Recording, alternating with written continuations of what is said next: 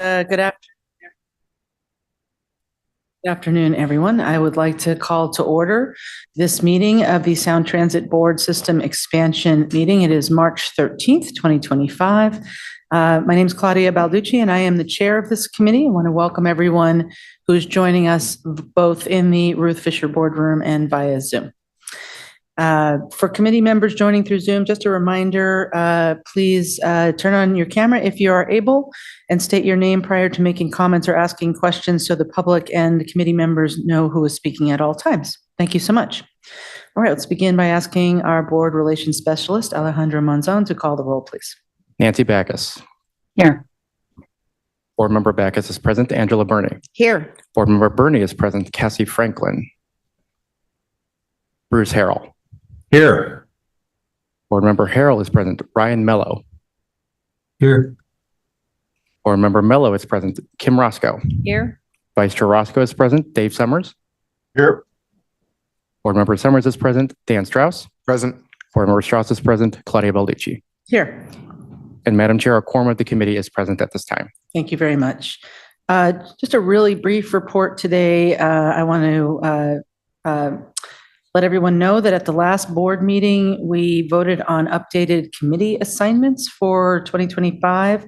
And I would like to welcome board member and vice chair Ryan Mello to the System Expansion Committee. Welcome, and we're glad to have you with us.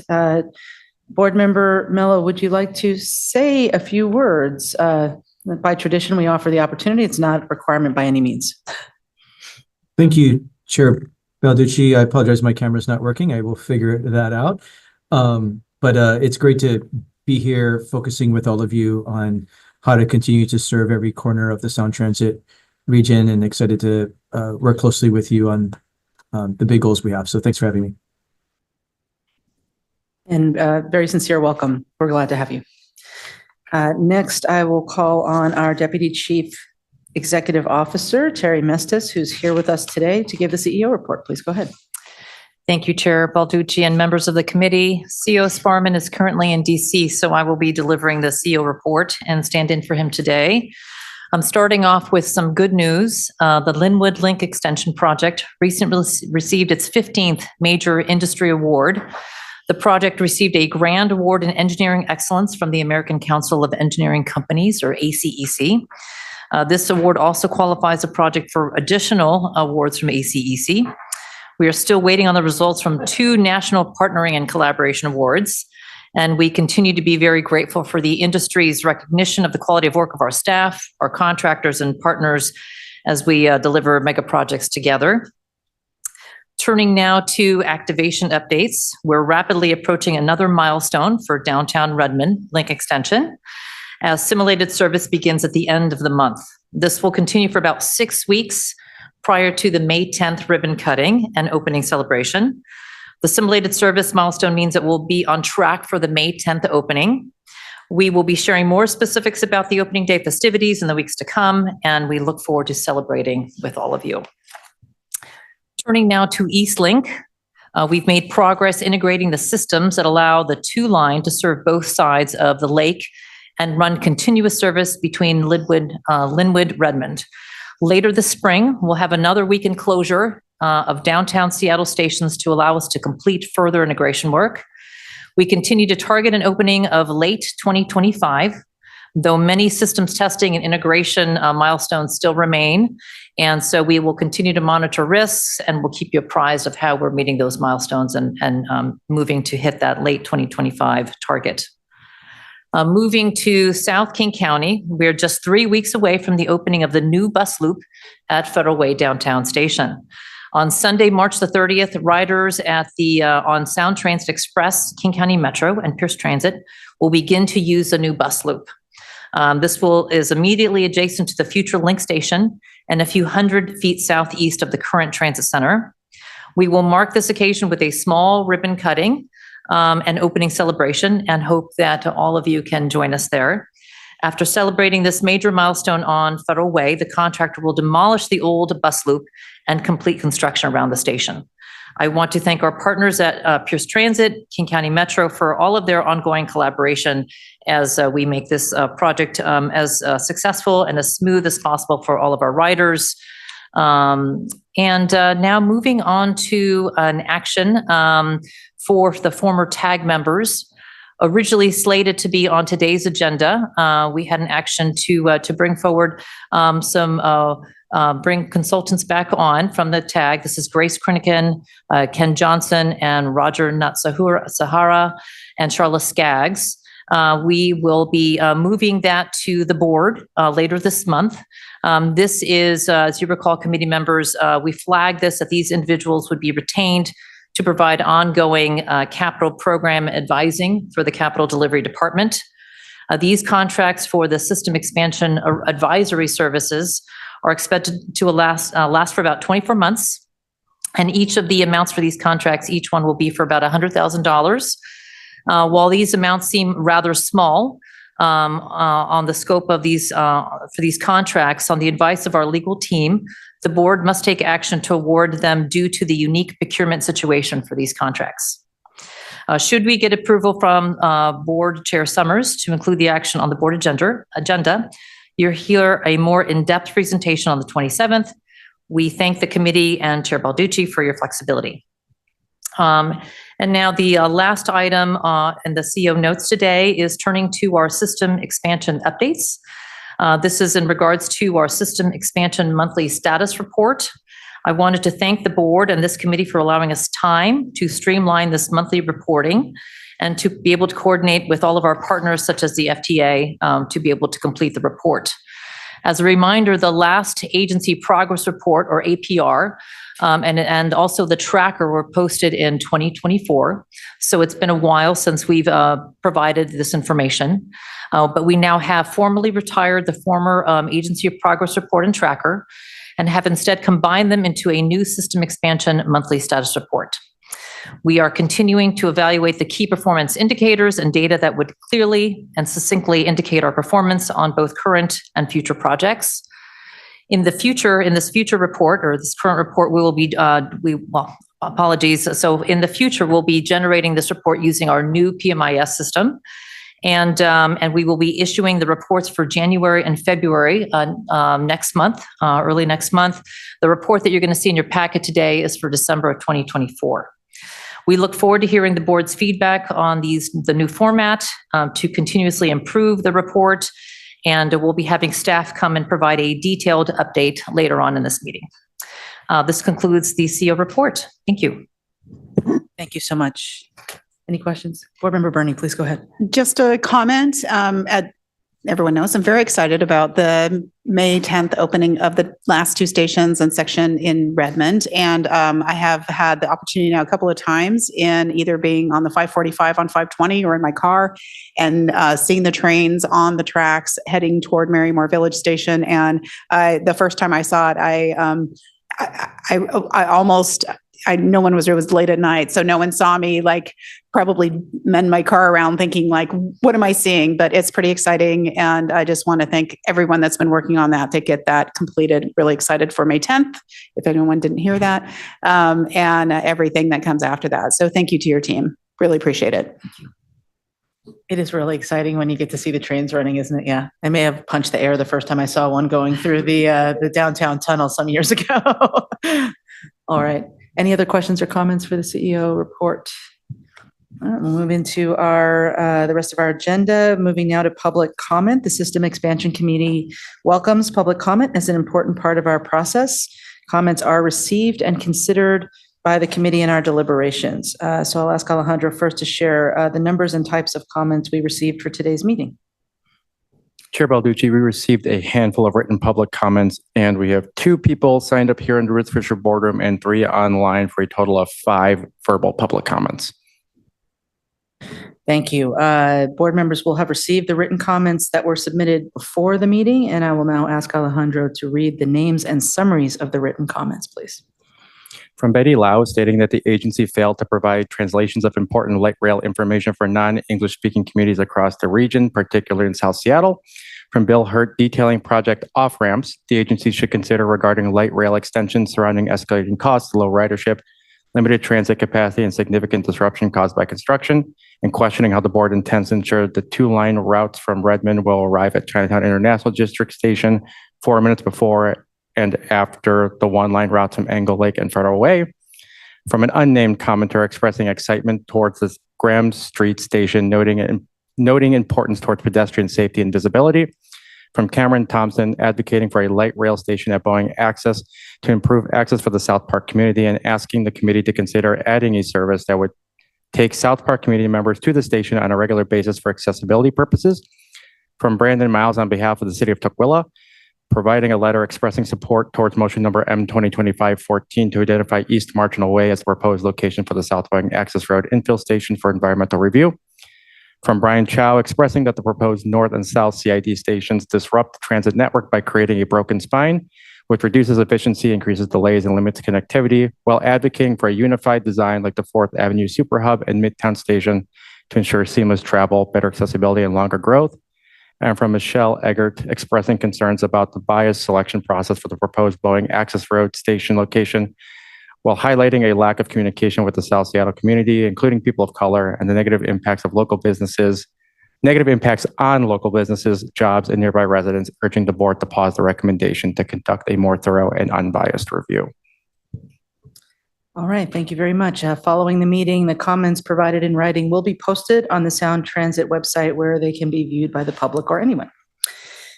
All right, moving into live public comments, just a few ground rules. Each commenter will, as always, have 2 minutes.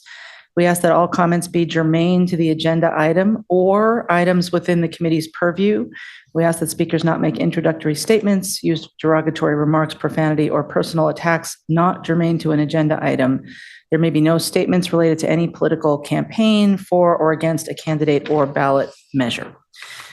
We ask that speakers not engage in conduct that disrupts, disturbs, or otherwise impedes the orderly conduct of our meeting. And this is the only warning that speakers will receive. If anyone does not follow the rules, I will ask for the microphone to be turned off. And I do appreciate everyone's adherence to the rules. Don't expect we will have a problem today. Thank you. Now we'll take comments from people who have come in person in the Ruth Fisher boardroom. We'd ask you please go ahead and call on those folks who have signed up. Alejandro, please go. Our 2 commenters here in the Ruth Fisher boardroom are Brian Chow and Mary Kate Ryan.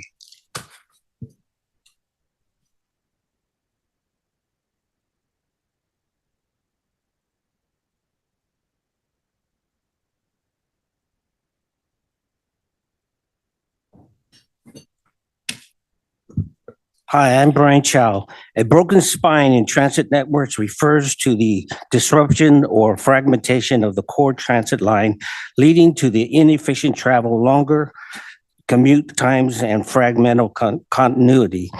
This issue arises in the North and South Station proposals, which divide the central transit spine, resulting in disjointed segments, complex transfers, and reduced accessibility. Key areas like the CID, Pioneer Square, and Soto experience diminished services, while the East Side riders on the Redmond-Bellevue line face unnecessary delays and convoluted routes, discouraging ridership through the entire network. In this contrast, the 4th Avenue Super Hub and the original Midway station design near the Seattle Public Library preserved the integrity of the unified spine. With the direct connectivity and the centralized transfers, Midtown Station is projected to become the 3rd busiest station on the network, further solidifying the critical role. A functional spine ensures seamless travel to the entire regional network. This cohesive design minimizes travel time, boosts operational efficiency, and enhances accessibility for the key neighborhoods, benefiting commuters and supporting economic development. By avoiding a fragmented, broken spine and prioritizing the 4th Avenue alongside original Midtown Station, the network guarantees long-term equitable access and a unified transit backbone capable of serving the region's network effectively for the generations to come. As in the words of Bruce Harold, Sound Transit is a once-in-a-generation investment in our future. Thank you.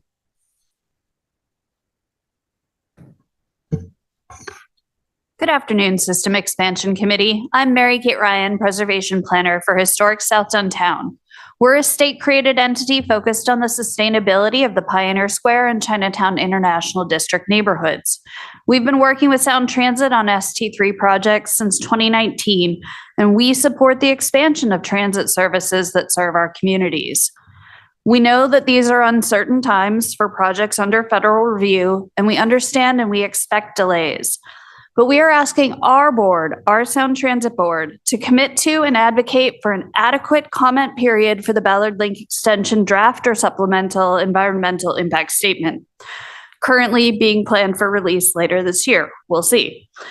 The EIS is when we as communities comment on a project. In 2022, we had 90 days to comment on the WSBLE DEIS, and we needed every one of those days.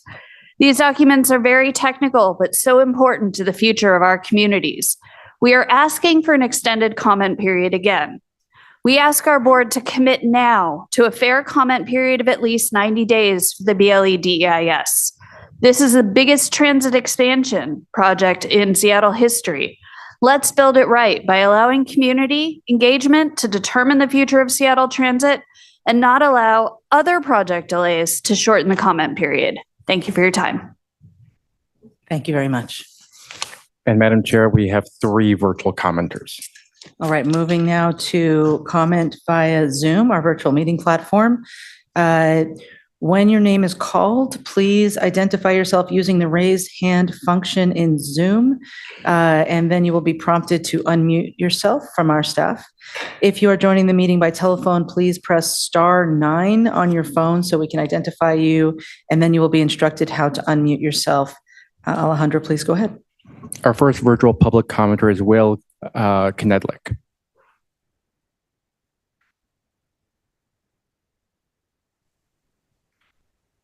Please go ahead. Can you hear me, Madam Chair? Yeah, Mr. Knedlik, please go ahead. Thank you. My name is Will Knedlik, and I'm appearing here today as an individual rather than as a representative of any of the groups that I belong to. As I indicated in the synopsis provided in order to sign up to testify today, the recent HNTB report assessing Link light rail system resiliency identified 13 items regarding stray current problems that are identified within the report. And these 13 items raise key questions about endangerment of the state's most valuable capital asset, namely the I-90 floating bridge structures, from stray current that will inevitably be created by your system. Now, we know from the report that was made yesterday to the Washington Highway Users Federation by Julie Meredith that the 520 bridge was in fact designed in order to avoid the kind of problems that are inevitable on I-90 by raising the bridge deck several feet from the pontoons. However, you've not done that on I-90, and you can't do that on I-90, and therefore you will do damage to the bridge, just as the problems you're having with stray current in your current system is frying your rails. You will also fry the internal rebar of the I-90 bridge. What this will do in turn is it will shorten the useful life, and each year of useful life that it shortens will cost about $1 billion for highway users. I'll continue this conversation with you in future meetings and board meetings because it's an important issue, and the 2 minutes are now expiring. Thank you very much. Our next commenter is Mayor Thomas McLeod.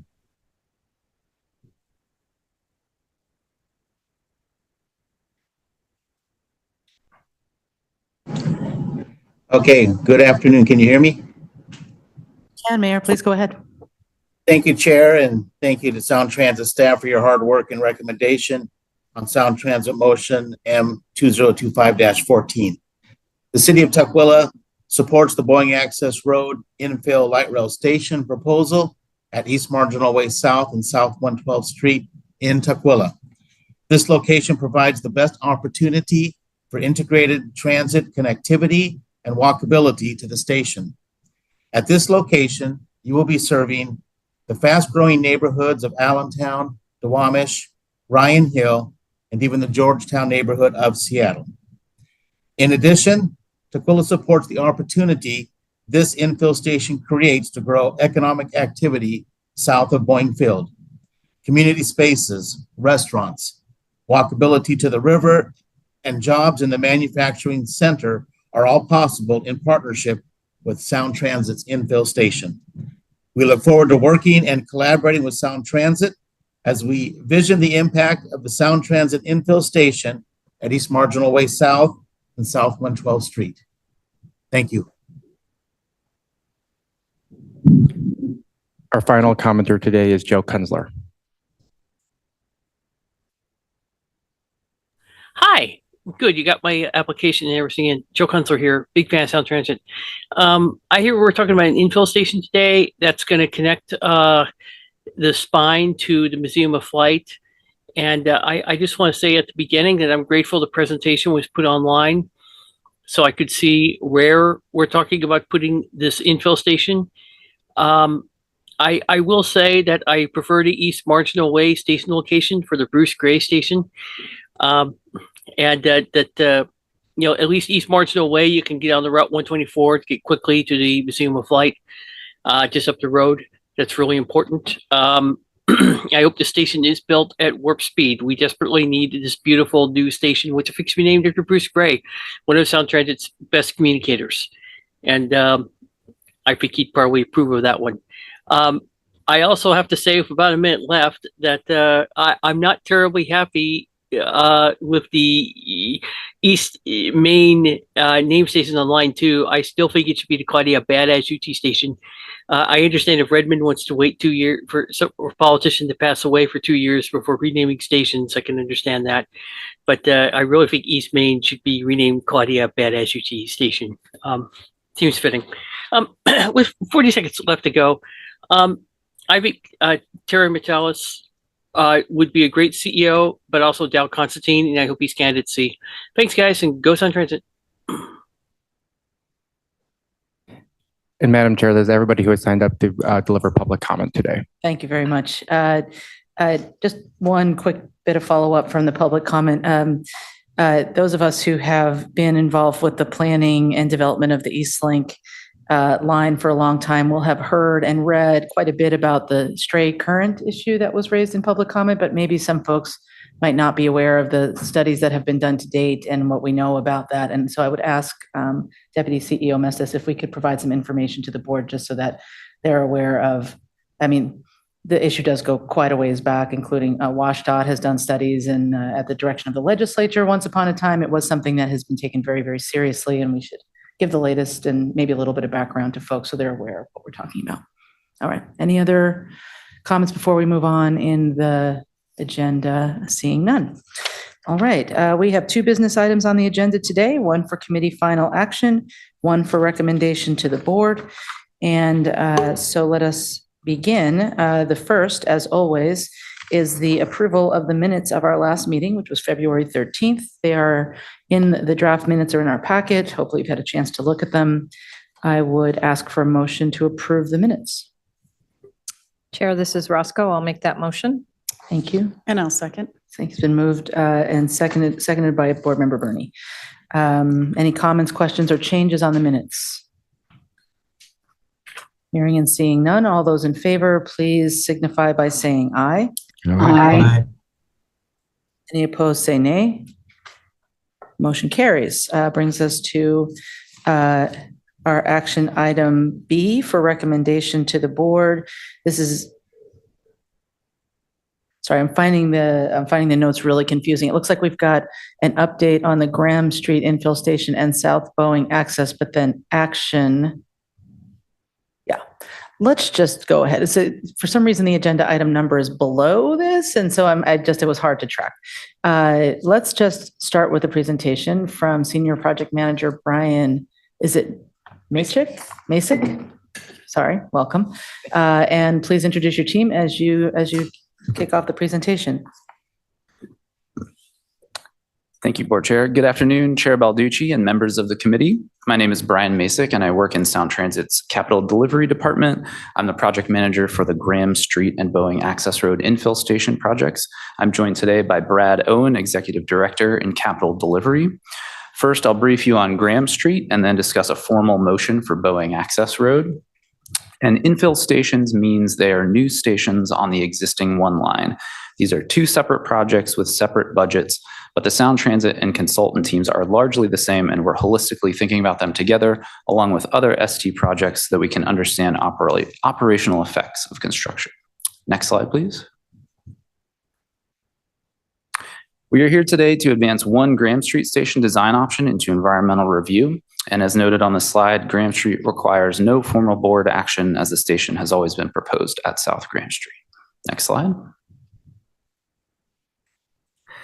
The project adds a new at-grade station on Martin Luther King Jr. Way South between South Graham Street and South Morgan Street along the existing one line. It bridges the gap between Columbia City and Othello stations and increases light rail access in the Rainier Valley.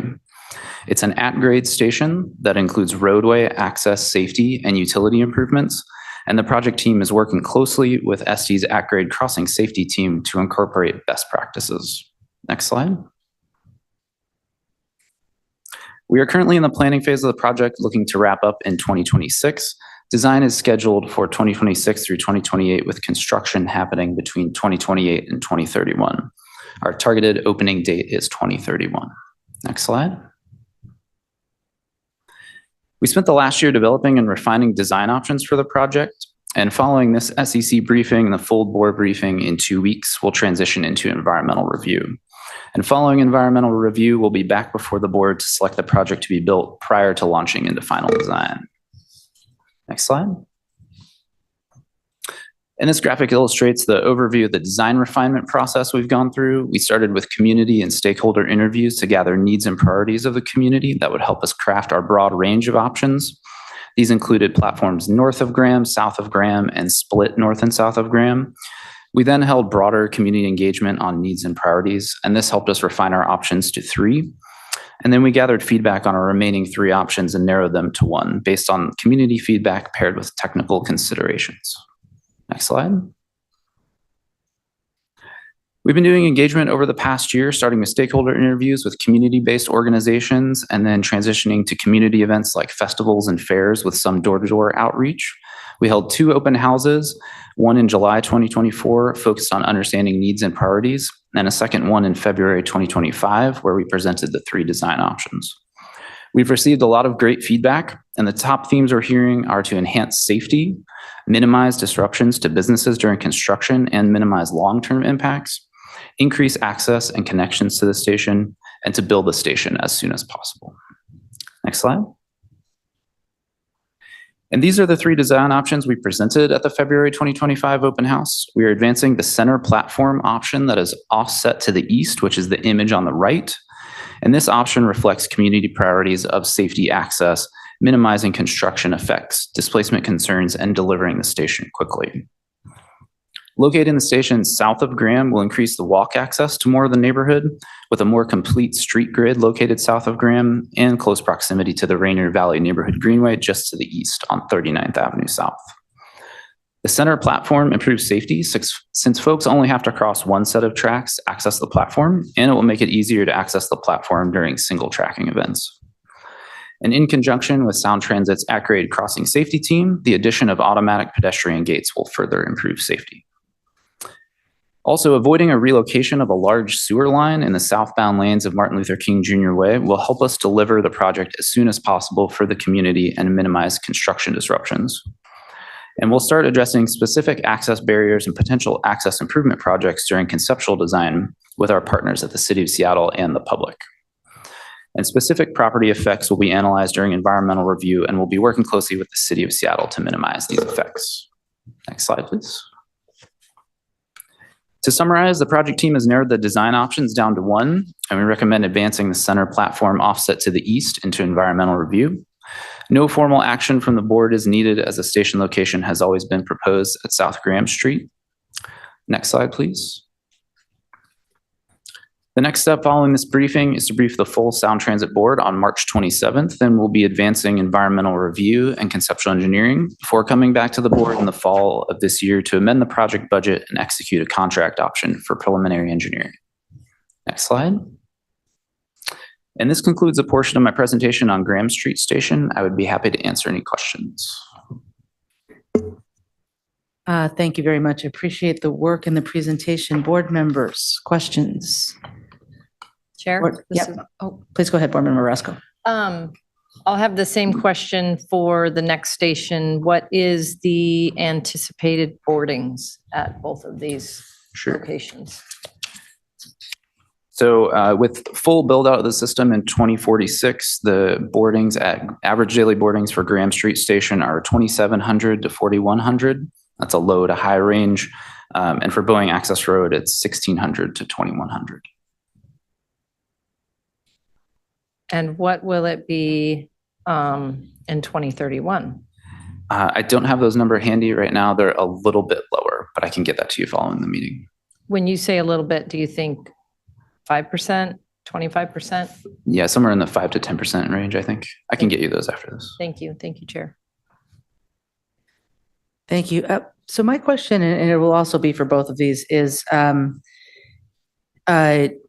it is extremely important, and I'm glad that we are highlighting the localized community interests, specifically around safety and some of these things. But there's short-term and long-term interests anytime we do one of these. The short-term interests are real, and I don't mean to, sort of downplay them by calling them short-term, but minimizing disruption due to construction is a classically short-term interest.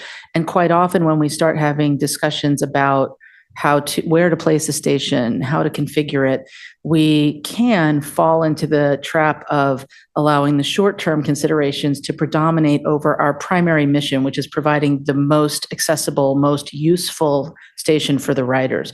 So can you just speak a little bit more about, with these options before us, how the recommendation you're making best serves the riders? Because I heard a little bit about that, but there's there's not a lot of information here. Absolutely. Yeah. Thank you, Board Chair, for that question. I think one of the key things to note for any of the options, we need to rebuild a good portion of the track because it's not straight right at Graham. So that actually gives us a little more flexibility in considering what station platform. And we do think the center platform not only offers a better long-term solution for the riders because it's easier to access and safer, but it does give our system future flexibility that's really critical. I'm sure you're all aware of all the interruptions we experience, whether it's planned or unplanned, especially on MLK and the Rainier Valley. Having a center platform gives us flexibility because a train can serve either side of the platform heading in either direction.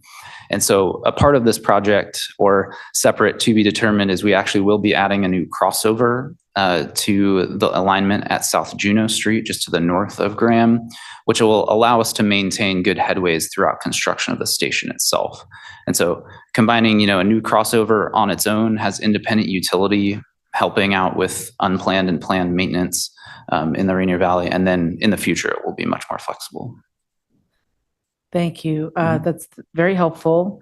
You did say something about, and you can see it on the map, that there's a smaller street grid, more intensive street grid to the, I guess that's the east, than there is to the west or the southwest. And so by shifting the platform slightly in that direction, it's closer to, slightly more accessible to more people. Is that a correct? Yeah, the street grid basically goes through south of Graham. North of Graham, there are a number of community assets, but the grid doesn't go through, so it limits the walkshed of the area.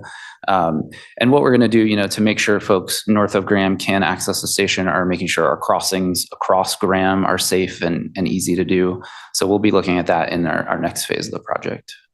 And then my final question on this one is, it does, at least on this drawing, which I recognize is, conceptual, not Correct. engineered, it does seem to push the construction to one side of the road and slightly into the properties on the east side of the road. Can you talk a little bit about the impacts of doing that?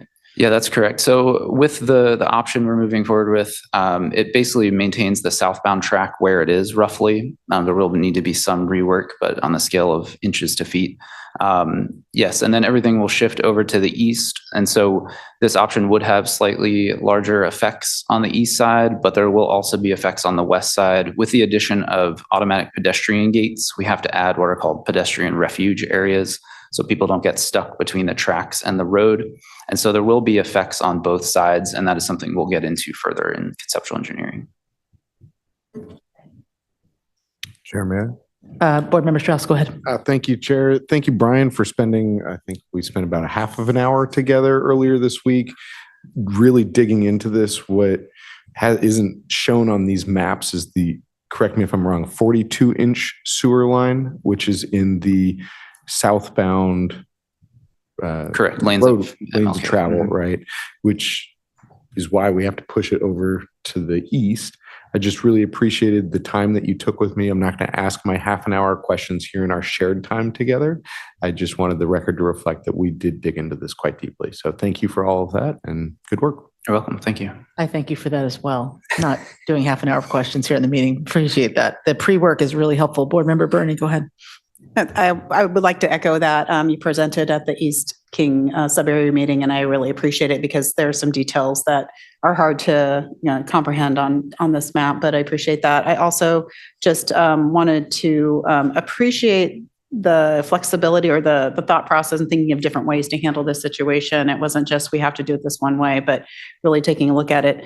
Not totally the same, but the trolley system in Tampa, Florida uses this kind of platform in some of their much slower moving trolleys. But it did feel a lot safer than some of the other ways they had their platforms. And I thought it's interesting that you're using that kind of idea. And I'm also very familiar with it. It's called the pedestrian refuge areas. We have a few of those in Redmond too. So I'm glad that hopefully some learnings from that will help out in this longer term development of this project too. So Absolutely. thanks. Thank you.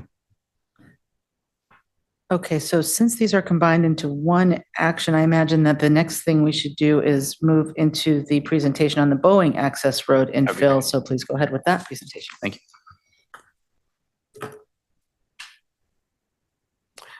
Now we'll provide an overview of the Boeing Access Road station. Next slide, please.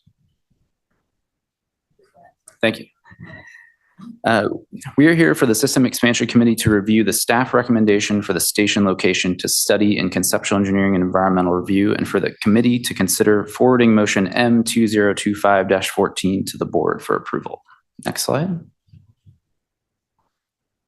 This project adds a new elevated station in the vicinity of South Boeing Access Road, East Marginal Way, and I-5 along the existing one line. This bridge is the largest gap in our system, which is 5.5 miles between Rainier Beach and Tukwila International Boulevard stations. It provides connections to the North Tukwila and Duwamish manufacturing and industrial centers, and it increases light rail access in southern Seattle and northern Tukwila neighborhoods. The project is an elevated station with a bus transfer facility and a 300-space surface parking lot. Next slide, please. We're currently in the planning phase of this project, looking to wrap up in 2026, and design is scheduled for 2026 through 2028, with construction happening between 2028 and 2031. And our target opening date is also 2031 for this project. Next slide. And we spent the last year developing and refining design options for this project. Following this briefing today and full board consideration of the motion, we'll transition into environmental review. And following environmental review, we'll be back to the board to select the project to be built prior to launching into final design. Next slide. This is an overview, again, of the design refinement process. We started with community and stakeholder interviews to gather needs and priorities of the community that would help us craft our broad range of initial options. And then we used additional engagement to refine these options to 2 locations, one along Boeing Access Road at the representative site and one along East Marginal Way. We then held community briefings soliciting feedback on the 2 locations, and then we narrowed to 1 location based on this feedback and technical considerations. Next slide. And we've been doing engagement over the past year, starting with stakeholder interviews with community-based organizations and then going to community events like festivals and fairs. We held one open house in July 2024, focused on understanding needs and priorities, and then went back out to the community in January and February of 2025 to update folks on the project. And the main feedback we've heard on this project is support for an East Marginal Way station location. We've heard support for enhancing safety and access to the station, minimize disruptions to the one-line service during construction. And then we've also heard that some folks want more than 300 spaces of parking and some don't feel the need for any. Next slide. And the action before you today is identifying the East Marginal Way location as the proposed location of the Boeing Access Road Station for environmental review, consistent with staff's recommendation. We'll now go over a comparison of the options. Next slide.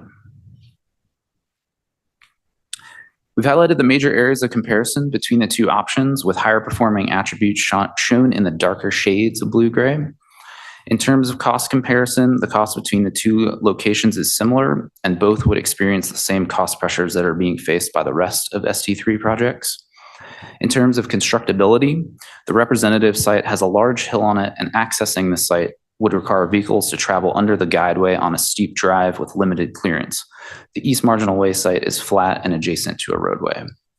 In terms of access, the representative site is hemmed in by I-5, railroad tracks, and a highway interchange, while the East Marginal Way site has much better opportunities for multimodal access on East Marginal Way, South 112th Street, and the nearby Green River Trail. Both locations would require reconstruction of roadways, with the representative site potentially needing to construct the I-5 southbound off-ramp, and the East Marginal Way location potentially shifting East Marginal Way. Both locations would require relocating some utilities and adding others, and both locations would have challenges with right-of-way or property. The representative site would potentially encroach on WashDOT and railroad right-of-way and wetlands. And for the East Marginal Way site, it's located in an existing developed area, which would be better for environmental resources, but it could potentially affect commercial properties. Next slide, please. In summary, staff recommends the East Marginal Way location because it provides good access and a flat site for construction, provides opportunities for improved multimodal access, and is in an existing developed area. Next slide, please. The next step following this meeting is to present to the full Sound Transit Board on March 27th. Then we'll be advancing environmental review and conceptual engineering before coming back to the board in the fall of this year to amend the project budget and execute a contract option for preliminary engineering. Next slide. And this concludes the portion of the presentation on Boeing Access Road. I would be happy to answer any questions. All right. Thank you very much. Committee members, Board Member Burney, go ahead. And once again, thank you again for the briefing from the East King County area. I had a lot of questions, also very, very unfamiliar with this area and trying to understand what the goals that we're trying to meet. So thank you very much. And I also just wanted to share that I appreciate Mayor McLeod also testifying, since the station will go in his city. So it's great to hear from him as well. But thanks for the presentation. I appreciate all of the information. You're welcome. Thank you. Thank you. Board Member Roscoe. Thank you, Chair. I will admit I did, had I been more thoughtful in doing my homework, I could have given you this question earlier. And I also want to recognize it will be a little bit of a complaining question. This is an ST3 project, and I commend the board and staff on being very thoughtful and intentional as we went through a realignment process in 2020, 2021. We will still not be into Pierce County, service in Pierce County by the time these stations open. Could you take me back in time and remind me if we, before realignment, were scheduled to have service in Pierce County before these stations? I'm not super familiar with the Pierce County timeline. I can give you a little history of Boeing Access Road and where it fell in the timeline. Of ST3? Yeah. During the original. So Boeing Access Road goes all the way back to Sound Move in 1996. Okay. And then when the board decided the project to be built for CentralLink, it was deferred due to cost, and then was reestablished in ST3 and then identified as a Tier 1 project in realignment. Correct. That's what I needed to hear. Thank you. Thank you. Oh. Board Member Strauss. Thank you, Chair. Building on Board Member Roscoe's line of questioning here, it was really helpful to understand that the original station location that was over the train tracks, hemmed in by 2 hills of freeway and BNSF tracks, was identified as part of Sound Move, because from our conversations, and correct me if I'm wrong here, it's my understanding that that station location was originally identified to connect with the Sounder. That's correct. Thank you. So since then, we've had ST2, we've had ST3, we've had realignment, and in all of these situations, the facts on the ground have changed. If during Sound Move, that connection to the Sounder was the motivating factor to have it in a difficult to access and construct location, with all of the additional investment that we have made, it does make good sense to me to focus and look at an area that has more access to the neighborhood, to the community, that is easier to build.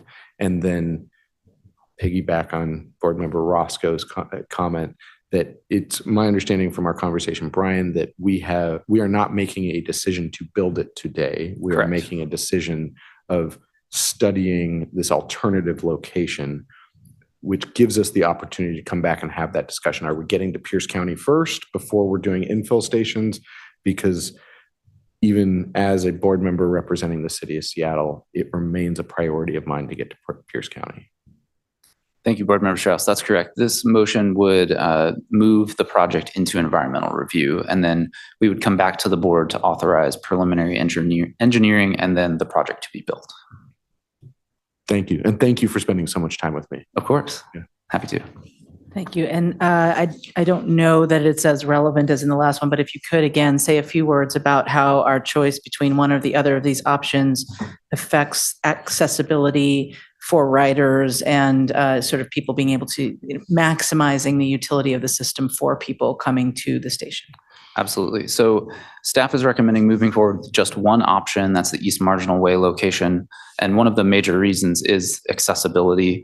The original representative site at Boeing Access Road is hemmed in by the highway, the interchange itself, railroads, and Boeing Access Road. So there's not a lot of jobs or housing in that immediate vicinity to get to. For the East Marginal Way location, it is on East Marginal Way and 112th, providing good access for pedestrians, bicyclists, opportunities for all these improvements. The Green River Trail is very close by. We think service to the Duwamish and Allentown neighborhoods in Tukwila is relatively straightforward. I think both of them would have challenges accessing neighborhoods east of I-5, and that's something we're going to need to work with WashDOT on, getting across that bridge across I-5. We do think there's really great opportunities partnering with King County Metro on potential bus service.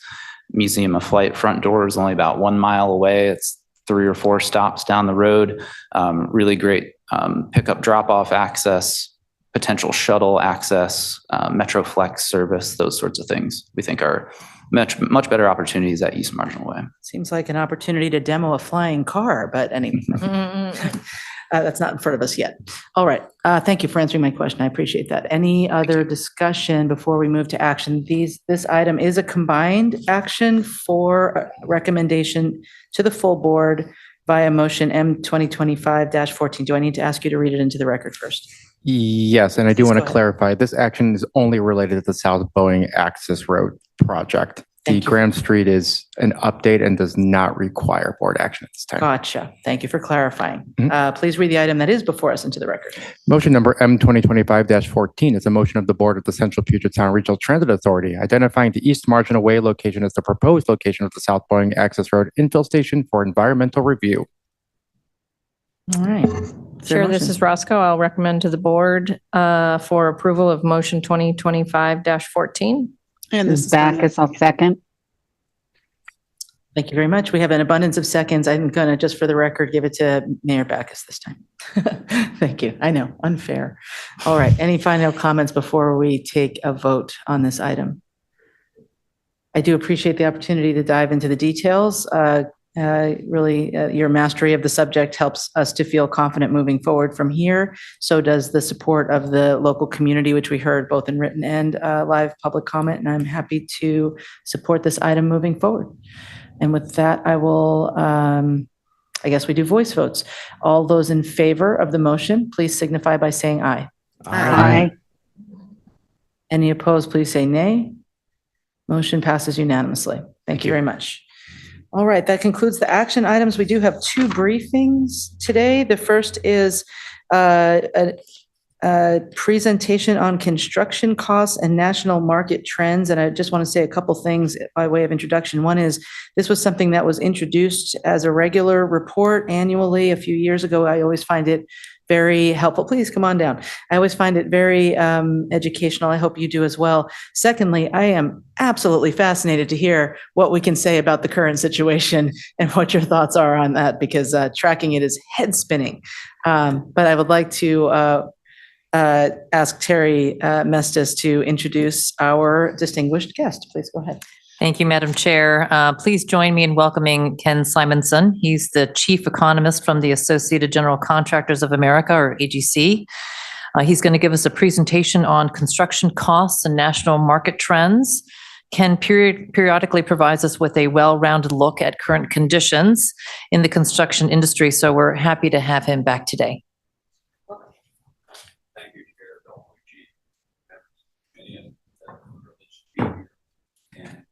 Those of you. Okay. Thank you, Chair Belducci and members of the committee. It's a privilege to be here. For those of you not familiar with AGC, we're the leading national construction trade association. We have a total of 88 chapters around the country. AGC of Washington represents the Puget Sound area and the majority of the state. We also have the Inland Northwest chapter based in Spokane, and the Oregon Columbia chapter represents the three counties on the north border of the Columbia River. Collectively, our members do every kind of construction other than single-family home building. As chief economist, I try to keep track of what's going on with construction employment, materials costs, demand for different project types. And so I'd like to do a quick run through of some of that information now. If we can go to the next slide. It shows that in 2024, construction employment increased in most of the country. 38 states had an increase. Nationally, it was 2.4%, and Washington had an increase of 3.5%. So it might seem at first that there isn't a problem finding construction workers. In fact, we also get detail on metro areas, and the next slide shows what's been happening with the metros here in Washington State. Specifically, the Seattle-Tacoma area, we have two metro divisions as defined by the Census Bureau. The Seattle-Bellevue-Everett Metro Division had an increase of 2% in its employment. The Tacoma-Lakewood Metro Division, an increase of 5% last year. And the other metros around the state also had significant increases in construction employment. But as the next slide shows, Washington State has actually cooled off a bit. This compares the year-over-year change in construction employment nationally, shown by the black line, and in Washington, shown by the red line. Both of them had catastrophic drops in construction employment in the first couple of months of the pandemic. You'll recall really severe shutdowns in construction and other activity, particularly here in the Puget Sound region. But the state recovered quite quickly. And in fact, the employment level got back to pre-pandemic levels after just a year, about a year faster than the country as a whole, continued to outpace the country until late 2022. But since then, construction employment has been fluctuating, but basically flat in Washington State, while it has continued to advance nationally. Moving on to the next slide. This shows the results of a survey AGC of America does in November and December each year to find out what our members experienced last year, what they expect in the year ahead. And for me, the key question is, do you expect the dollar value of projects available to bid on to be greater or less than the year before? And I think it's instructive to look at all 17 project types to see what sort of competition the transit agencies and other public agencies are going to be facing in terms of demand for projects.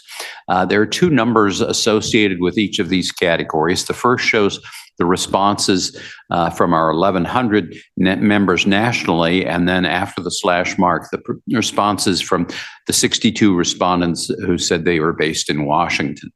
And the top bar shows overwhelming demand or expected demand for data centers. Specifically, if everyone thought the market was going to increase or decrease rather than stay flat, this would have represented 71% of respondents thinking there would be more action in data centers and 29% expecting less action this year. The difference between the 71 and 29 is that 42% bar that you see there. In Washington, the expectation even greater for data centers, overwhelming, 52 percentage points more respondents expect growth in data centers than expect a decline. Well, I won't drag you through all the categories, but I want to point out that the second strongest positive response here in Washington was on the transportation category, which covers not just transit projects like yours, but airport projects. And I know from flying in last night that there's a lot going on at SeaTac, but also at the many other airports I've been landing in around the country in the last few weeks. And then intercity rail projects have also really ramped up in several parts of the country. So there's a lot of competition for the contractors who are working on heavy transportation type projects. Let's move on to the next slide, shows another result from the survey. Contractors nationwide expect to increase their headcount. Over 2/3, 69%, said they expect to increase their headcount this year. A little more caution here in Washington, 56%, and also on whether it's going to be harder to hire than it was last year. We do another survey each summer to ask about hiring experience and expectations. Last year, 94% of our respondents said that they had job openings for craft workers on June 30th. Of those, 94% said that they had difficulty filling those positions. So I think it's noteworthy that roughly half the firms think it'll be even harder to fill positions this year. Going on, one other question from the survey. We see that the top concerns that contractors expressed relate to labor. We asked them to identify 19 separate categories of possible concerns and write in others if they wanted. Don't have a slide showing on this, but what we found was that the top concerns had to do with labor cost, labor availability, labor quality. Now, how much are labor costs going up? We get three indicators for that. The Bureau of Labor Statistics reports each month as part of its employment report, a series called Average Hourly Earnings for Production and Non-Supervisory Employees. It's a long mouthful to describe wages for the craft workers and office workers in construction. I compare that to the average hourly earnings in the total private sector. And in construction, there's been what I call a wage premium in order to get people to come work in construction, put up with the hours, the working conditions, and that premium has been 27% more for workers in non-residential building construction firms than in the broader private sector, and almost as much, 25% more for heavy and civil engineering construction firms like the ones that you would be using for track signaling and other so-called horizontal construction. We have a couple of other measures of what's happening with wages. The Construction Labor Research Council looks at all union settlements in construction, and they break it out by craft and by region. And here in the Northwest region, union settlements rose 5.2% last year compared to the year before. Those were generally replacing settlements from 3 years before, which had been in the 2 to 3% range. And I think this is building a floor under the wages that you can expect over the next 3 years for union workers. In addition, a company called PAS for over 40 years has surveyed construction firms about their wages, salaries for non-union employees and for executives. And they found that in 2024, firms were paying between 4 and 5% more. And they expect that the 2025 increases will also be in that range. So I would say, at a minimum, expect labor costs for construction firms to be going up 4%, more likely 5% in the coming year. The next slide shows what's been going on both with wages, the black line showing that average hourly earnings series for all construction employees, and the red line shows the very volatile changes in the cost of materials. This is a series that was updated this morning called the Producer Price Index for inputs to new non-residential construction. It's a weighted average of the selling price at the producer level for all materials and some services such as design and trucking services used in construction. And you can see at the far left, at the beginning of the pandemic, those prices actually declined for a couple of months compared to the same month of 2019. But then we were hit with record prices for lumber, steel, copper, diesel fuel, much more frequent and steeper increases than usual for items as varied as concrete products and construction plastics. In fact, for 12 straight months, that index was rising at a 20% or greater rate. And then it tapered off sharply, actually went negative again for a few months in 2023, and fortunately through 2024 remained pretty flat. Well, the reading we got this morning showed a 0.5% increase from January to February, and that came following a 0.7% increase from December to January. So it does look as if prices have begun picking up again. And I would note that these prices were collected on February 7th. As of that date, the Trump administration had put 10% tariffs on Chinese goods, but it held off on other tariffs that it had said that it would be imposing. But those do seem to be coming along, and I think the materials cost increases will be a good deal greater than we had been anticipating. So moving on to the next slide, we can see that over the nearly 5-year period from February 2020 to January of this year, the cumulative increase in the Producer Price Index for inputs to construction was 38%, far more than the 23% that consumers are rightly riled about. So construction has really been hit by severe cost increases. And in fact, for some of the key ingredients that are being used in your projects, the cumulative increases have been much greater, 71% for copper and brass mill shapes, 43% for steel mill products, 58% for diesel fuel. So where are we headed from here? Well, the next slide will show some of the things that I'm concerned about. This is a list of tariffs that have already come into effect as of March 12th, and we're still in effect as of the time I stepped up here. I can't guarantee that nothing has changed in the last 20 minutes, but let me mention that there is a 25% tariff on goods from Canada and Mexico. Many of the northern border states get significant amount of cement from Canada. Certainly, lumber from Canada is an important construction input. In addition, yesterday, the administration imposed 25% tariffs on steel and aluminum from around the world. Now, tariffs on goods subject or covered by the U.S.-Mexico-Canada trade agreement seemed as if they were going to be exempt at least up until April 2nd, but there's actually great uncertainty about which items that excludes. So we're already seeing domestic producers increase prices significantly for steel and for a number of other items. There are also pending investigations by the Commerce Department for possible steep tariffs on copper and many other items. And an additional concern is the threat to raise very steep fees on on ships, Chinese ships delivering to U.S. ports. Well, nearly all of the Trans-Pacific freight is carried in Chinese ships. So there are many possible ways in which the cost of construction materials would be going up even more over the next few months. As if that weren't enough concern, the next slide shows another category of concern for construction, namely what was happening on immigration or deportation policy.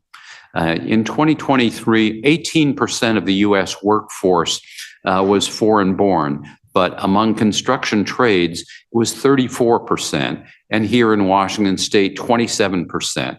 In addition, some of the trades are extremely concentrated among foreign-born workers. Some of the interior and building exterior trades, more than half the workers are foreign-born. So the deportations that have been announced, some have been carried out, but even the rumor of them is causing workers to stay away from visible job sites. I talked to a contractor in the DC area where I live who said that the rumor of an ICE raid near her job site had caused workers to disappear. Even if they had green cards or other valid papers, they may have had family members who did not, or rightly been concerned that they might be picked up anyway, as news accounts have reported in the last few days. So let me wrap up this gloomy report. The next slide shows the change in construction spending on transit projects underway. And this is very different from what you might see in announcements from the Federal Transit Administration or from state agencies about money that has been awarded or released. This is measuring actual spending on projects underway. And it shows a very steep record decline in each of the last 2 years. That spending has declined by 15%. 2 years in a row, compounded decline. And it's actually spending last year was back down to the levels of more than a decade ago without taking inflation into account. So this suggests that there's much less funding being awarded for construction projects, transit construction projects. On the possibly positive side, though, it also suggests less competition from other transit agencies for the workers, companies, and materials that you need for your projects. So wrapping up with another slide here, I want to comment on that the U.S. economy has been extremely resilient. 5 years ago today is when we really started to see the shutdown to COVID. As I showed you, a quick bounce back. We've also endured the shock effect of Russia's invasion of Ukraine, rounds of tariffs. But I do think the level of uncertainty has increased the mark we haven't seen before, and that is causing many projects to be put on hold. We're already seeing retaliation by trading partners, and that is harming U.S. producers, whether agricultural producers, food processors, or companies throughout the export chain. Manufacturers are being hit in two ways. First, by the tariffs on steel, aluminum, or other products that go into what they produce and try to sell. And the retaliation is also making it difficult or impossible for them to sell to other countries. So I think the risk of an economic slowdown, even a recession, has grown greatly. And the challenge, and that also would certainly hurt construction. Construction is, I said, much more vulnerable than other industries to the impact of tariffs and of deportation policy. Interest rates are also higher than they had been with the prospect of prolonged high deficits. And that's costly to any public agency that is issuing bonds to finance construction. More of that money will have to go to paying the interest cost, less will be available for construction. Again, slightly positive news, perhaps, that lighter environmental regulation at the federal level may mean approvals for projects coming through faster, but so much of the regulatory burden is at the state and local level. And also with the federal government experiencing turmoil about who is going to still be working in different agencies, you may find that when you're expecting a sign off on a project from a federal agency, that person is no longer there, or expecting approval of payment for work already undertaken, that may be slowed. So a lot of reasons to think that construction is going to be disrupted with perhaps higher costs and supply chain disruptions.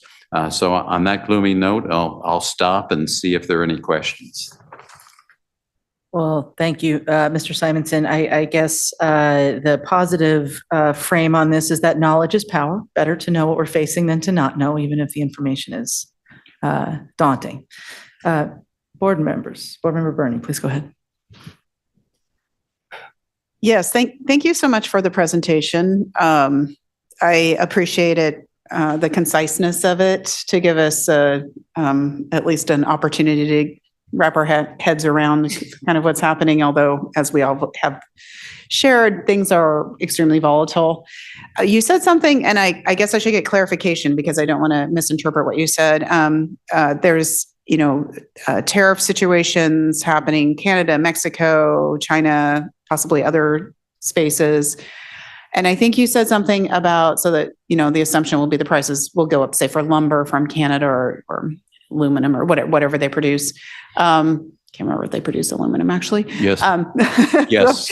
Significant amount of aluminum is from Canada. Yeah. So, and that would be interesting to kind of, for me personally, to understand how much comes from these different countries, and what things. But you said something about once the tariffs go into effect that, and I might have misheard you, so that domestic providers will also raise their rates as well, because now they know it's going to go up for 25%, so they could bump theirs up 24%, still be competitive, but still make more money. Did I understand that correctly? That was the story when the 25% tariff on steel and 10% tariff on lumber went into effect in 2018, 2019. We did see almost in tandem that U.S. producers were raising their prices. The steel situation has changed somewhat in that U.S. steelmakers are now operating at about 75% capacity or a little less. So there is some chance that some of those producers would try to expand their market share rather than raise prices. But already we've seen very significant price increases for hot rolled coil, which is the basis for making most steel products these days. And those prices have gone up as much as 33% since the beginning of the year. Aluminum, there is really no excess capacity in this country. Our aluminum making capacity has been declining very steeply over the last several decades, and to open a new aluminum plant would take several years. I don't think companies are ready to risk putting that money in on the chance the tariffs would no longer be there when done. So I do expect aluminum prices to go up very much in line with the increase imposed by the tariffs. And I would also point out that any kind of U.S. production that comes with parts or components or materials that are foreign based is also going to experience those price increases.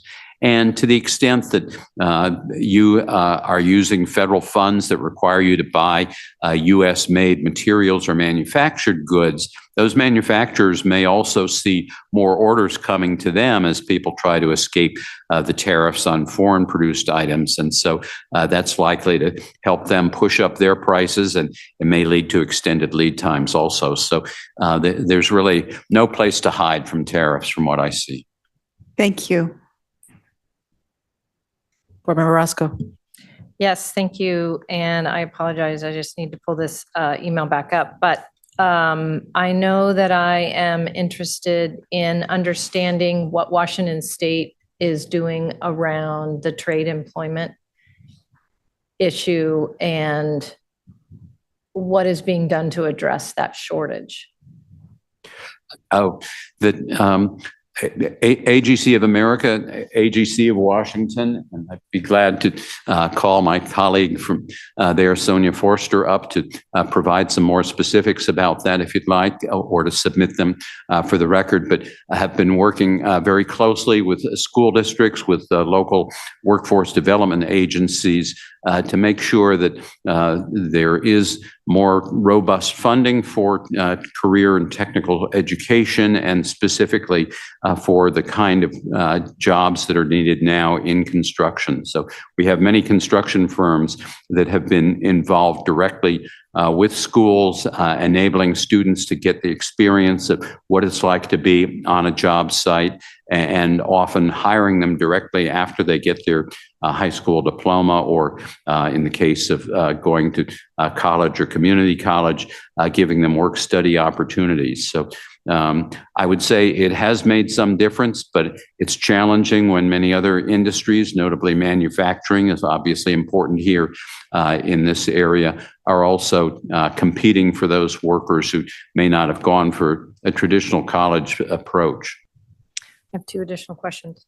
Are there assumptions on what percentage of immigrants in construction trades, 27% in Washington, are at risk of deportation or losing their legal status? I know that's a very sensitive question, and it may not be one that you can answer. And then, are the waves of transit construction spending due to expansion or maintenance? Is it one or the other, or is it both? To answer the first question, no, I don't know who's at risk, but I think that's really something that is also changing day by day. The story of a former Columbia University student who had a green card being picked up shows that I think there's less guarantee than people thought there were that their status is secure. In terms of what transit systems are spending on, it does vary. Where I live in the DC area, you may know that 2 years ago, the extension of our Silver Line out past Dulles Airport was completed. It took years longer than expected. There is still build out of a light rail system called the Purple Line in the Maryland suburbs, but less new spending going on than previously. There is a good deal of updating of the now 50-year-old system there. Similarly, with BART, there's some expansion around San Francisco Bay, but I think more of the money is going into maintenance and really reconstruction, upgrading systems. In LA, expansion in several directions. Immediately before coming here, I was speaking remotely to two committees of the Foothill Gold Line Construction Authority, which is expanding one of their lines to the east of LA by several miles. So both types of activity are still happening. Chicago, another one with billions of dollars going into both expansion and modernization, and then the big enchilada, the New York area, a lot of upgrades of very old systems. Thank you. Thank you. Thank you. Any other questions? I have a kind of maybe it's a wrap-up question. A lot of really good, tough, but important information. In your view, is private sector construction exposed to suffering from the same trends as these kinds of public works projects? And the reason I ask is because I do believe that we're entering into a time where our administration is really risking making things far worse. And I don't know that that's their intent fully. Actually, I couldn't say I know what their intent is, but it does seem to me that if we have friends in the private sector who are struggling from the same cost pressures that are really going to drive down continued construction, drive down jobs, drive down the economy, that is a partnership that we could use to speak to our delegations in Congress, the administration itself, and say, hey, you're hurting us, quit it. I agree with that. And I'd add one other comment is that we've certainly seen many accounts in the press, and I talked to an architect last week that said that they had a large project that had been halted because of the uncertainty about the funding that they were going to be receiving, or private owners wondering, when I get this project done, will I still have a market for selling the products that I was going to make? So a lot of private owners are hesitating now, putting projects on hold. To the extent that you have guaranteed funding available, it makes you a more desirable owner or customer for construction firms. So you may find that you get a little more action, a little more interest in bidding on your projects than you might have otherwise when there was more competition from the private sector. I would love to end on a somewhat optimistic note. But I will say, just to my colleagues here on the board, those of us who have been working on this large series of capital projects for Sound Transit for a while will recall the ups and downs of the steel market show up quite clearly in our project costs. Concrete the same, and labor the same. These are some of the key drivers. And so to see all of those numbers trending upward, not having yet had those increases built in to our cost projections, suggests that we have not seen the top yet. Just going to say. All right. Thank you very much. Thank you as always for coming. Thank you for taking the time to help keep us educated, and we look forward to seeing you again. Okay, thank you. I'd be glad to come back anytime I might be useful. Thanks so much. All right. Our final agenda item for today is an update on the capital program monthly report. This is a report that will be made to the board for our information, and specifically be presented in this committee monthly, and has been in development for a period of time. Really glad to see it coming forward today. And I'd love to call on Katie Drake, Deputy Executive Director of Transformation in the Capital Delivery Department, to kick off the presentation. Welcome. So good to see you. Thank you. Good afternoon, Madam Chair and members of the committee. As you said, my name is Katie Drake. I am the Deputy Executive Director of Transformation within the Capital Delivery Department. I'm joined with Brad Owen, the Executive Director of West Seattle and Ballard, as well as the infill stations. We're here to provide you an update on the system expansion monthly status report. Next slide, please. So today we are going to provide an update of the report, as well as give you an overview of the content that is within that report, and also provide you the availability of the report and the next steps that we are taking with it. Next slide, please. So the new system expansion monthly status report, it replaces and combines information from the agency progress report, the APR, as well as the project performance tracker. This new report provides for a single comprehensive report for the system expansion projects. We've created one report that provides both program and project status and performance data for work in planning, which is your pre-baseline projects, as well as those projects in construction, your baseline projects. Additionally, the report provides program level updates over the course of the month. It provides notable achievements and milestones, and that is included in the executive summary portion of the report. The report also provides KPIs that show trending information, so we can start to forecast performance moving forward. And Brad's going to interrupt you for a very quick second. KPI stands for? Key performance indicators. Yes. So I'm going to turn it over to Brad. He's going to talk to you a little bit about the KPIs as well. All right. Thank you, Katie. So as Katie touched on the program level information that is shown across the portfolio, this slide shows an overview of the report's project level content. So as shown, the report includes projects in planning and construction, and the information that is populating this report comes from assigned project staff that are responsible and accountable for the accuracy of the data in the reports. As they update the information, the key performance indicators are also updated on a monthly basis. And these KPIs are similar to what you've seen in the tracker, and they provide granularity needed to give us some in-time information that allow for mitigation of negative trends. The three main KPIs that are tracked are safety, cost, and schedule. And the trends that are reported and shown with the KPIs from project teams are included in the report. We also want to note that this report does fulfill the FTA reporting requirements for TIFIA projects, and TIFIA reports are attached and will be attached to this monthly report. TIFIA projects, for as example, the Downtown Redmond Link Extension, the Series 2 LRV fleet expansion. Okay. Next slide, please.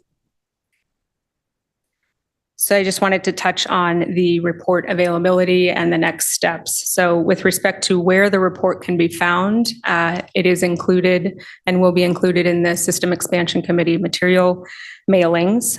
The report is also available online at soundtransit.org within the Documents and Reports section. There is also a link there on the slide that shows you the exact location. In terms of next steps, our team is going to be issuing this report monthly. Given that this report reflects the December 2024 date, we're looking to catch up quickly now that we have this framework in place and issue both the January and the February reports in April. The team is continuing to refine the report based on industry best practice, and we welcome the committee's feedback as we move forward with our reporting process. And of course, we will be utilizing our PMIS or Project Management Information System to generate the reports in the future to improve on the efficiency. Next slide, please. And with that, we open it up for questions. Thank you very much. Questions? Board Member Roscoe? I just had a comment on accessibility. I see today that the December 2024 report was accessed through the link. So I just wanted to be cognizant of where we should expect to find that link in future meetings. Will it be on the agenda? Because I think that it will be more easily accessible if the link isn't within a PowerPoint presentation. Vice Chair Roscoe, we will, as we did with the APR before it was discontinued, include it in the meeting material emails as a link for reference. These are large files, and there are unfortunately limits on the collective amount of space that the attachments can take up. So to bypass that, I we'll just set it want as to a be link. able to access without going into a PowerPoint. Yeah. Thank you. So we'll have it in the email, and we can also discuss potentially adding it to the agenda or other forms if you would prefer. I'll defer to the chair. On this point, I was wondering the same thing, and unfortunately, my own personal system for having the documents all ready for the meeting is broken down a little bit today. I don't have everything I normally would have, so I don't have access to it at all. And I wouldn't know where to go to get access to it, so I was going to ask the same question. Historically, when we get regular reports, they are available directly on the website.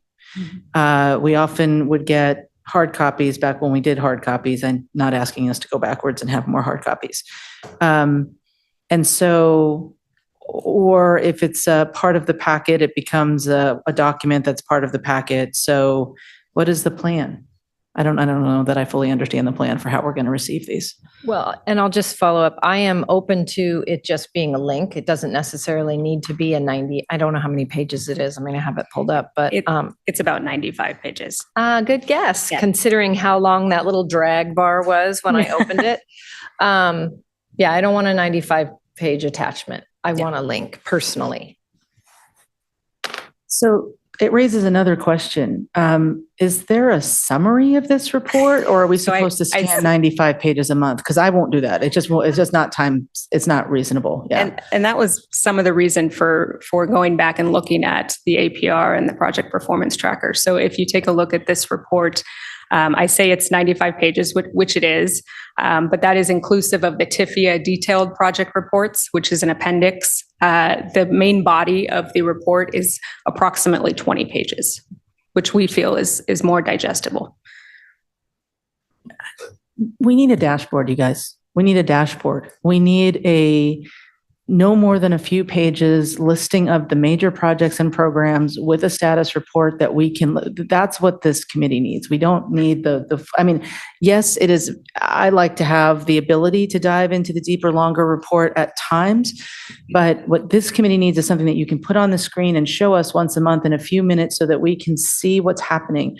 What are the trends? Was green and is turning yellow? What is, and why? And that's what we've been missing now for a long time. A lot of months we haven't had updates, and it makes me very concerned that we're not getting transparency on what is going on with the overall program.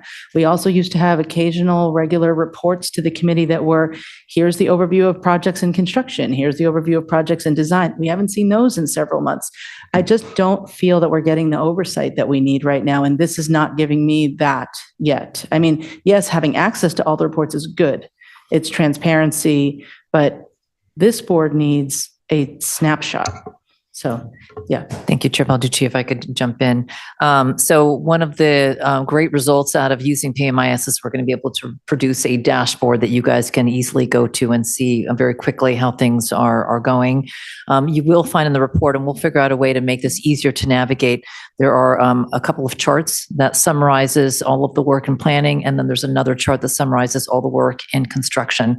And so we'll make sure that those are front and center in the report, maybe a hyperlink just to make it as easy as possible to navigate that. We recognize the delay, and we're working to make this as expeditious reporting as possible and also as clear as possible. Thank you. Final comment, and then I'll call on some other folks. Madam Chair. Go ahead, Board Member Summers. Oh, thank you. Sounds like an excellent subject for a board retreat.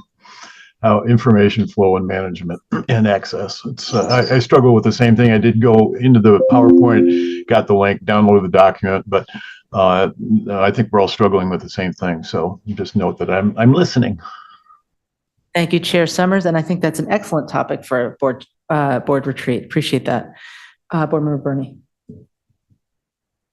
I didn't know if Board Member Roscoe had a follow-up to the same thing, so I don't want to. I did. Well, I just wanted to say I have only just now opened the document. It is well hyperlinked. There are charts.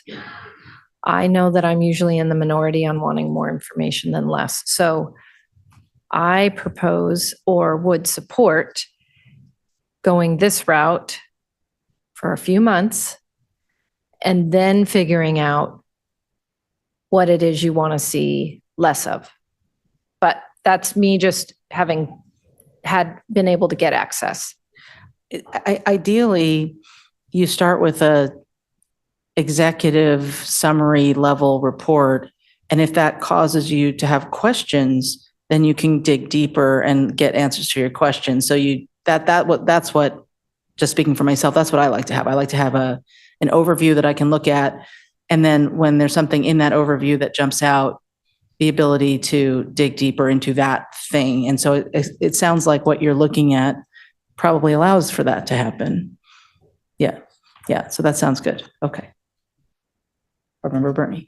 Thank you. I appreciate the look at this being a little over a year in now, so I don't have a memory of what the reports were before.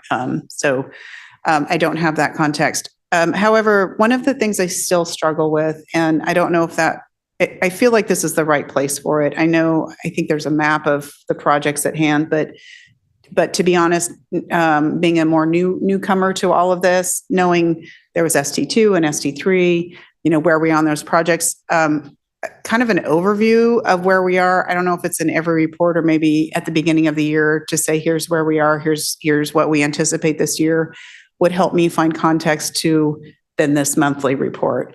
Because I think I need a bigger picture first, kind of to the chair's idea of an executive level look at this, but even a higher level of this is where we're going with this. And in that way, it would help me also just thinking of the infill stations and choices to Ballard and West Seattle and North-South and, finishing the spine, to have that really broad context of what we are anticipating. Because right now, things feel a little too piecemeal for me to get a real grasp of it. And I'm, once again, still new to this. But I want not just me, but also the listening public, the interested public to be able to have an idea of kind of where we are, what's anticipated to make, so we can feel like we're making really good decisions and moving forward. So for me, that would be helpful. I hope it fits into something like this or in an annual look at where we're going. So as a suggestion, thank you. Thank you. Thanks. And we do have, the agency does produce an annual report. So we can look to see if that's the appropriate place for that or something separate. Yeah, I mean, I think I've seen a lot of annual reports for a lot of different things. It generally, I would say, is a little too detailed for, I'm really looking at a really pretty high level. These are the projects we're anticipating. This is where these are the things we're supposed to be completed by 2041 or whatever our deadline is at this point. No problem. Thank you. Board Member Strauss, yes. Thank you. This might be for Katie or for DCEO Mestis. Can you remind me of the time that this new system of reporting should be online? When should we expect that to begin? I say that to piggyback off of my colleagues, that information flow from the agency to board members has been difficult at best. And I am understanding that we have almost unclogged whatever the blockage is. I share that patience is waning. Understood. Thank you for the question.